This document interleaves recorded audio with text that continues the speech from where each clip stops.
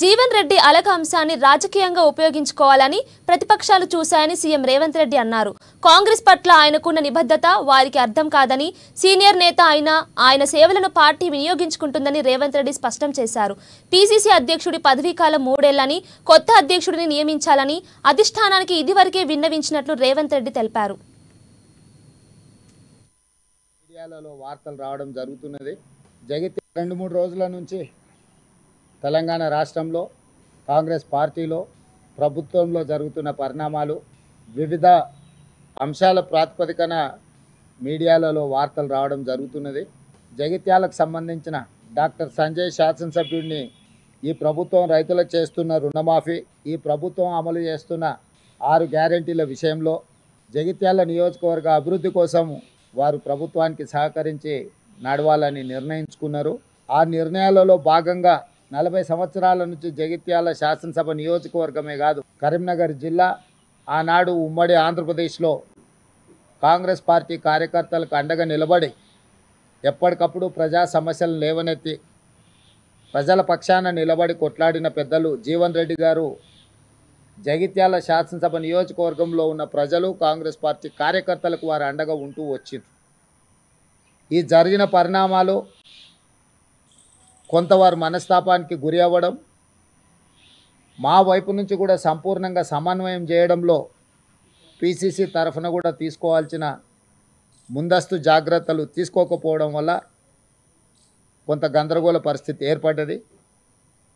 తక్షణమే ఈ గందరగోళ పరిస్థితిని సరిదిద్దడానికి పార్టీ నాయకత్వం, ముఖ్యంగా మిత్రుడు శ్రీధర్ బాబు గారు చొరవ చూపించి పెద్దలు జీవన్ రెడ్డి గారిని సంప్రదించి అధిష్టానానికి వివరాలు అందజేసి అప్పటికప్పుడు హుటాహుటిన ప్రభుత్వానికి, కాంగ్రెస్ పార్టీకి, కార్యకర్తలకు ఎలాంటి కష్టం, ఎలాంటి నష్టం జరగకుండా వారు ముందు నిలబడి వెంబడే చర్యలు చేపట్టడం, అదేవిధంగా అధిష్టానం కూడా జీవన్ రెడ్డి గారి అనుభవం, జీవన్ రెడ్డి గారికి ఉన్న గౌరవం, జీవన్ రెడ్డి గారికి ఉన్న కమిట్మెంట్ తెలంగాణ ప్రజల పట్ల, కాంగ్రెస్ పార్టీ పట్ల దృష్టిలో పెట్టుకొని వెంబడే వారిని సంప్రదించి కేసీ వేణుగోపాల్ గారు, దీపాదాస్ మున్షీ గారు స్పష్టంగా మీ యొక్క గౌరవానికి ఏమాత్రం భంగం కలగకుండా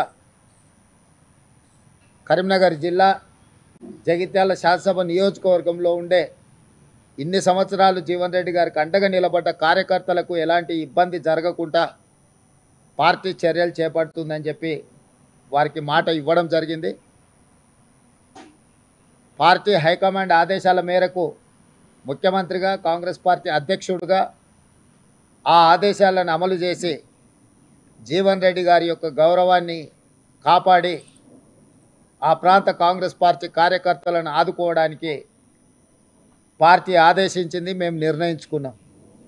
కాబట్టి యథావిధిగా మళ్ళీ జీవన్ రెడ్డి గారు రెట్టించిన ఉత్సాహంతో ఈనాడు ప్రభుత్వం అమలు చేయబోయే రైతు రుణమాఫీ కావచ్చు, ఇతర సంక్షేమ కార్యక్రమాలు కావచ్చు, రాబోయే బడ్జెట్లో ప్రభుత్వం ప్రవేశపెట్టబోతున్న బడ్జెట్కు సంబంధించిన వివరాలు కావచ్చు, వీటన్నిటిని కూడా ఉధృతంగా ప్రజలకు తీసుకెళ్లడానికి వారి అనుభవాన్ని, వారి శక్తి సామర్థ్యాలను పార్టీ వినియోగించుకుంటుంది.